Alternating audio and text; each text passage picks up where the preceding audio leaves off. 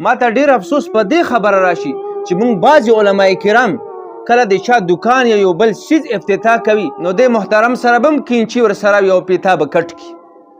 والا درته هدایت وکړه ته خو داسې مه کوه. د خپل مبارک کاروبار افتتاح د غیرو په طریقې ولې کوي؟ که امي کوي که عالمي کوي غلط کوي. څوک د دکان افتتاح کوي یا د یو بل څیز افتتاح کوي، د افتتاح په موقع باندې ډېر خلک په تاسو کتلی وي چې هغه په کینچي سره فیتا کټ کوي. دغه خلک دغه مبارک افتتاح د غیرو په طریقو باندې کوي.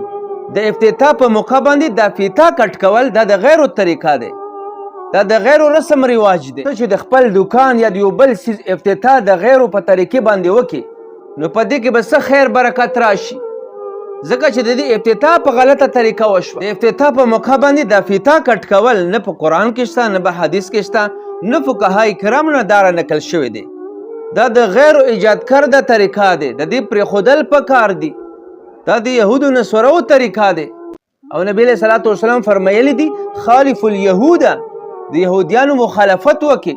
بل ځکه فرمایي خالف المشرکین، د مشرکینو مخالفت وکړي، هغوی سره موافقت مه کوي بلکې په هر څیز کې د هغوی مخالفت کوي. ما ته ډېر افسوس په دې خبره راشي چې موږ بعضې علما کرام کله د چا دکان یا یو بل څیز افتتاح کوي نو د محترم سره به هم کینچي ورسره یو پیتا به کټ کړي. والا درته هدایت وکړه ته خو داسې مه کوه. ته خو د خلکو مقتدا یې، خلک تا ته ګوري. ته چې کله د غیرو په طریقو باندې افتتاحګانې کوي ته خلکو دپاره دلیل جوړېږي چې دا کار ټیک دی، دا ښه کار دی، دا اسلامي کار دی.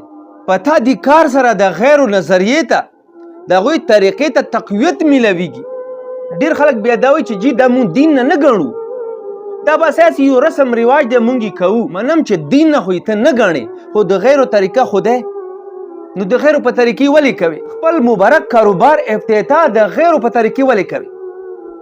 که امي کوي که عالمي کوي غلط کوي. کله چې ته د یو دکان افتتاح کوي یا د یو بل څیز افتتاح کوي هلته تلاوت وکړه، هلته دعا وکړه، انشاءالله دغه کاروبار به الله پاک تا دپاره برکتي کړي.